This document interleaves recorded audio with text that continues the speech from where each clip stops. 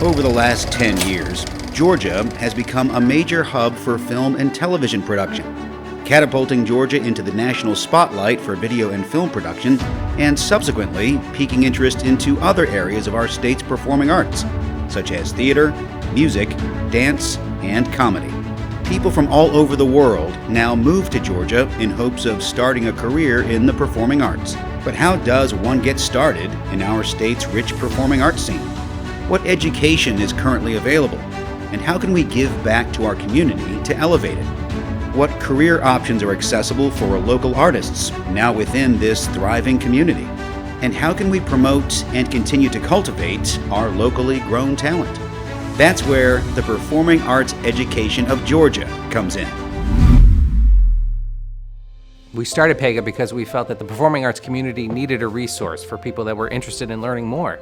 So whether you're an actor, filmmaker, comedian, or just interested in the performing arts, we want to be that resource for you. As a proof of concept for our organization and to show that there is a need for this kind of educational content in our state, we created Georgia Actors, a video series where we interview working Georgia actors about their careers in this industry. Due to community support, Georgia Actors now airs as an interstitial on Georgia Public Broadcasting, being seen by millions of people in Georgia and in select areas in our neighboring states. We've had an amazing response, but we do need your support to grow and become the resource that we aim to be for aspiring Georgia performing artists. In addition to producing Georgia Actors, we want to set up training classes for artists to learn more about their chosen craft. We also have plans to reach out to Georgia schools to send out performing artists who are working in the field to talk to students about what it's like to be a working actor in Georgia. We hope you'll support our mission of promoting and advocating for Georgia's art community. Please check out our website at pega.org and consider giving a donation today. Thank you for watching.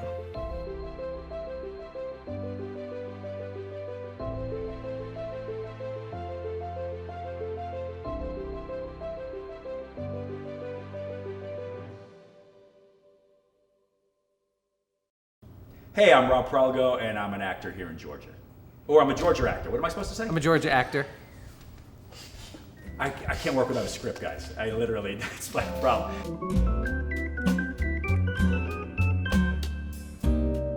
Rob, thanks for coming out to Village Theater to be on Georgia Actors. It's great having you here. I wanted to start with you because you do your own work. You do producing a lot of your own shorts and features and... Yeah, I've made a lot of mistakes. My life, I've blown some dough on some things.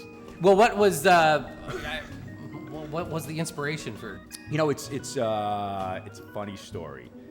You know, I think when you're in this business, I think you focus on one thing maybe as acting, but you want to tell stories. You're part of the storytelling process. So I think, you know, you're on set or you're on stage, and though you're doing this, you see somebody doing something else, and you see the big picture of it, and you go, I have stories to tell. I went to college at Georgia, and I studied TV film production. Now, in retrospect, I may have done that just because I was too much of a coward to say I wanted to be an actor. You know, and so I wound up taking TV film production as my main studies, and I took a minor in drama. I took a minor in drama under the auspices to learn how to work with actors, where I think I probably was leaning that this is kind of fun. I kind of want to do this. I was up at Georgia at a time, like right before the digital revolution. So we were doing, we were editing on top-loading tape machines, and it was, we were shooting on older cameras, and I was shooting film, 16 millimeter and 8 millimeter. So it was as if, the day I graduated, it was like the digital revolution happened the next day, and they were like, well, all the shit you were working on really doesn't come into play anymore. None of this, nobody's loading tapes anymore, and you're not going to be cutting reel to reel. You're not going to be cutting film. So it's like the day I graduated, I was like, well, that minor in drama, that still plays, right? That's still. So I was like, well, I think I'm going to study acting with a teacher, some local teachers for a while, and I wound up studying with Sandra Dorsey, the amazing Sandra Dorsey here in town. And going back even further, my father, when my parents split, my father was an actor. He studied at NYU, and he was a musician, still is to this day. And he moved to LA 45 years ago to pursue acting and study. So when I would go visit him, I would get dragged to acting classes, his acting classes. And he was studying with a teacher named Joyce Davis Smith out there, who was an amazing woman, who was on the board at Carnegie Mellon, and she studied with Uta Hagen. And You know, and she was very kind to me and very encouraging to me. And I remember her going, Robert, you're going to be an actor one day. You're crazy. Bad, what are you talking about? But ultimately, you know, when I moved back out there years later, I went up studying with her, you know, and just an amazing woman who a lot of my foundation is based upon, you know, her teachings. You know, you get together with friends and you're always like, well, we can make a movie. Let's tell our stories. I think a lot of the reasons actors wind up making short films and making movies is to cast themselves in the lead, ultimately. You know, I think that's why. So, you know, I made Blood Ties to cast myself in one of the leads. I made Zombie Invasion to cast myself in the lead. I produced the short film Park so I can play the lead. I was, you know, it's a lot of it. Yes, it's fun to do, but it's also selfish. I want to work, you know, I want to do these things. And you can't guarantee anything in this industry unless you're hiring yourself. You want to surround yourself with people you want to surround yourself with. It's a blast. It beats the shit out of a day job, a 9 to 5, you know, sitting at a desk. You know, you do it for the experience, for the fun, for the opportunities. Is it for everybody? No. No, it's not.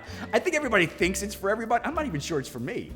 You know, in truth, you know, I've had some good experiences. I've had some bad experiences. I think ultimately what the issue is, when you're getting into doing projects like this, you've really got to look at it like a relationship, and you've got to go, do I want to spend the next 2 years with these same people over and over again? You really got to look at it like a relationship, because you are knee deep in it on a daily basis. And you also learn that, you know, money's a funny thing, especially when there's money on the line, and you know, the expectation of return on dollar can do funny things to people. You know, I started small, and instead of like what the normal trajectory people want to get, I'm like, let's make something even smaller.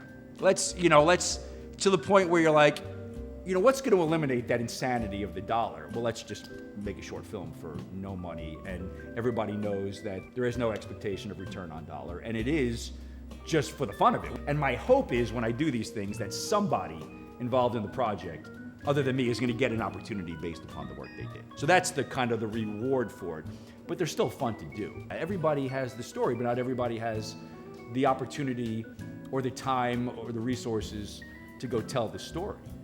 You know, so that's why we do it, to tell the story. What was your LA experience like? 'Cause how long were you out there? Almost 3 years. I graduated Georgia in '89, and I started studying here. And I did some theater, you know, and I studied with teachers here locally, and it was a great experience. But you know, this was all pre-internet and stuff, and it was still, you know, the actor's journey was New York or LA, right? I had some family and still family and friends up in New York, so my first journey was to New York. My father's teacher, Joyce Davis Smith, she wanted me to study in New York at HB Studios. But what I had done was I had known some people over the years who had made the journey, who'd moved to New York or LA, and they either vanished or they went into such incredible debt where they were declaring bankruptcy. And I was like, I'm not gonna.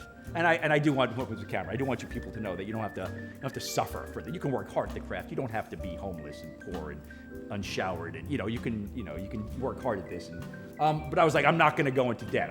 So I set a debt limit for myself. I went, I'm gonna go. I literally gave myself a $15,000 debt limit. So I had one credit card, and I was like, if I hit $15,000 on this credit card, the next day I'm turning around and coming home, wherever that is. So I went to New York for a year, and I studied, and I booked did a couple of under fives on some soaps, and did a couple of industrials. And at the end of a year, I was even. I had some friends in LA, so I moved to LA, and I studied out there, and I ended up jumping into class with Joyce Davis Smith, and I studied hard for a couple of years, and again, I was letting myself get into debt, so I had the freedom to not work and just study. But LA is a much more expensive town than New York, it turns out, you know. And you know, there was a lot of driving and a lot of beating the path to go meet cast and directors and to hit the studios, and it was cool. It was cool living out in Hollywood. I mean, it was. I do recommend that if you have the desire, actors, to make this journey, go. It's a hell of an experience, and it'll callous you a little bit, but it's life affirming, and you will learn a shitload. So at about 2.5, 3 years, I got up one morning and I went for a jog to Joe Donut right there at Highland, I believe, and Franklin. And I swiped my card for my coffee and donut, and I'll be damned if it didn't say like $15,000 and like $3. So I was like, well, guess I'm going home.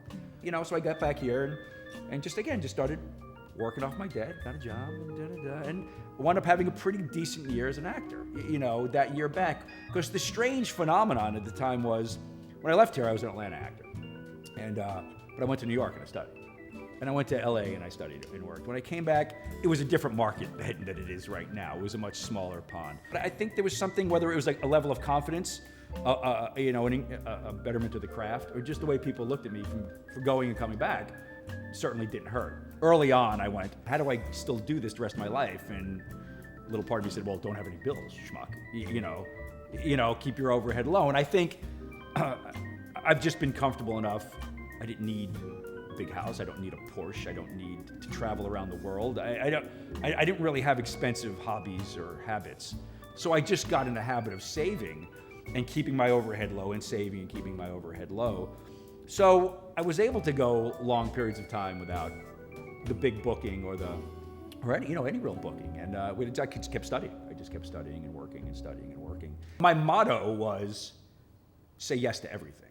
Whether you're making money or not, because I learned early on, I think you get better at this craft by working at it. So I learned to say yes, and that just kept me working, because I knew if I was working, even if I wasn't making any money, I wasn't spending any money. So again, credits would build up, and whether they were low-budget films or the occasional, TV show or the occasional film, and it was just this: what's next?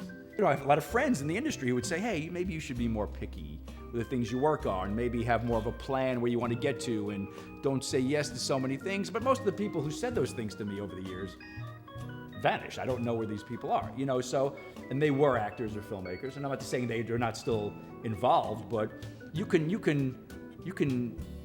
picky yourself out of the business. I think sometimes it's ego that you deserve more. I deserve a bigger part. I deserve a lead role, a guest star role, and I think that just gets in the way of the work. When you were in New York, you worked on a soap opera, and that's live to tape. What's that experience like? Wow, such a long time ago. And this is when I was in New York, so this was probably 93. Live to tape, how was it? It was, good Lord, it was so long ago. It was 4 or 5 cameras. I was in a strange position, it was an odd thing because I booked under 5. So for those people at home, that's 5 lines or less. It's a whole different pay scale. It's a whole different thing. And it's a weird place to be because you're not one of the lead principals, but you're not also an extra. So you have your own little place. That was the only under 5 those days. So I would literally sit by myself in a room because they didn't let you really mingle with the principal actors, but the extras kind of didn't like you because you had lines. So you were sort of shunned by all sides. So it was a strange kind of quiet, lonely place. But it was, again, great experience. The directors are up in the booth and they're yelling and they're moving, and to watch the lead actors work on those is amazing because they are devouring pages and pages. We hear actors complain about, I got to work on these 2-3 pages. These people are devouring 30 pages a day. What a new 30 new pages? I'll have it in a minute. And you're like, unbelievable. And that's why so many great actors have come from the soap area, because they learn you've got to work quick. You can devour a lot of content. You make choices quickly, and it was an impressive thing. I would have never have shunned a contract. That's for sure. Holy moly! Kind of a trial by fire. Yeah. You're thrown to it. Now I had 5 lines or less. So my lines were, your table's this way, sir. A phone call for you, sir. The lady would like to get you a drink, sir. I think I was the maitre d' at the Valley Inn restaurant. If I'm not mistaken, that's what I was. So I wore a tux and I said things like, your table's this way, sir. That's what I did. And did I see when you were in LA, Baywatch Nights? Yeah, it's what's next. And this was one of those things, out in LA, a friend knew the casting director who said, I got a guy who you could read for, and I went in for a general with this casting company, and they're like, oh, you'd be perfect for the security guard and Baywatch Nights. I was like, I'll take it. And when did you start teaching? Was that when you came back from LA? That was sort of a vanishing age pool. I kind of was doing it and didn't realize I was doing it, in the sense that a buddy of mine who was an actor, he asked me if I'd help coach him on a monologue, if I remember correctly. I was like, oh yeah, let's work the craft, blah, blah, blah. I guess it went well because he referred me to somebody.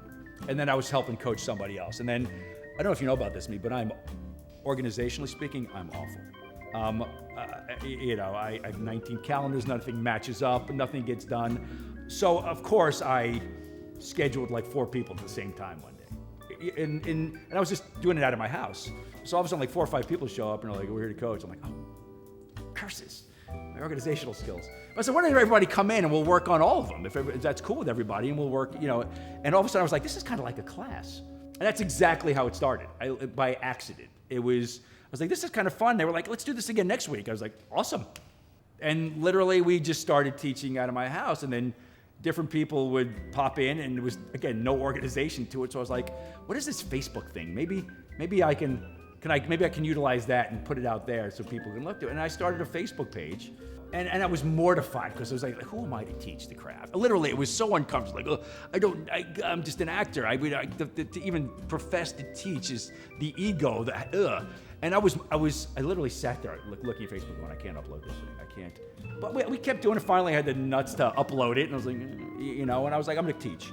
And it did. People would pop in. And it was just this wonderful drop-in thing where this is what we're working on. If this is what you'd like to work on, come work on this with us. And I was like, okay, how am I going to structure it? It's a class. You need to have structure. God help me, there's no structure in my life, right? That's how this started in the first place, without structure. And I was like, well, what would be my favorite? If I could design a class, what would I do? I was like, well, it would have to be cheap because I keep my overhead low, right?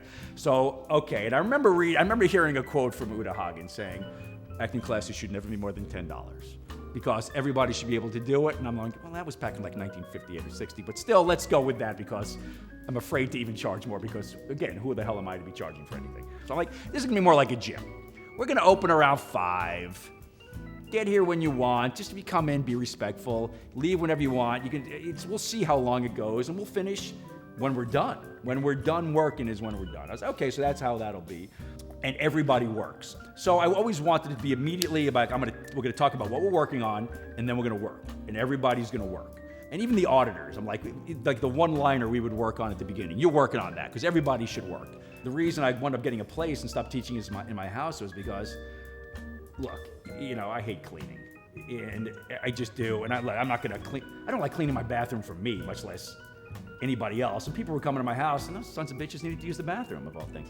And so I was like, well, let's just go rent a space where somebody else takes care of the bath. It was literally like the bathroom was the reason I went and got a space. So we went and rented a space, and been in the same little place in Marietta for going on 10 years now, which is crazy. And do you think it's helped you as much? Yeah, maybe more so. maybe the only reason I teach is for selfish reasons. I thought I was one of those actors in town who did spend a lot of time working the craft. I thought I was, I thought, I work the craft daily, and, until you start teaching, then you realize, apparently I wasn't working it enough, because the teaching reinforced it more than getting together with people. When you get together with people and you work stuff, you're like, yeah, if it's talking, you're drinking coffee and you're catching up. But teaching, you get right to it. And I realized, these classes can go for days for all I care because it's constantly churning up the craft and discussing things and allowing all questions to come in, because people who bring in their questions, then we get to analyze those things and learn even more, because it's not just about what I'm bringing to the class to share or teach.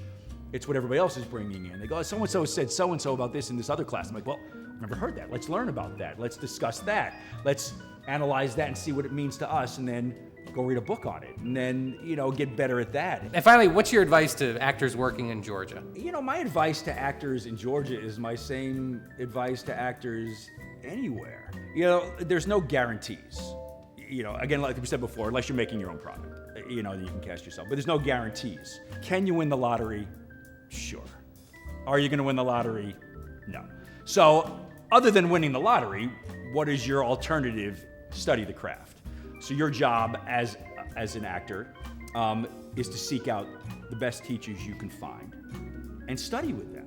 So wherever you are, Georgia, Romania, Transylvania, wherever you are and you want to be an actor, if you have internet, you can study, or at least apply to study, with the best teachers on the planet right now. Hard work doesn't guarantee you're going to get there. The flip side of that coin is not working hard almost guarantees you're not going to get there. I'm not going to profess to tell you where there is. Let's just say there is a place where you're doing your best work consistently. It's the craft. There's no guarantees. You're going to hit road bumps. You're going to have teachers that are less effective, you're going to have teachers that are more effective. And it's based upon you and your communication with them in the craft. Some things that work for me won't work for you. Some things that work for you might not necessarily work for me. It's your job to piece together your foundation, but you have to have craft. You book jobs for 2 reasons and 2 reasons only. 1, you work your ass off and you make strong choices based upon the craft. 2, you're right for the part. You control one of those.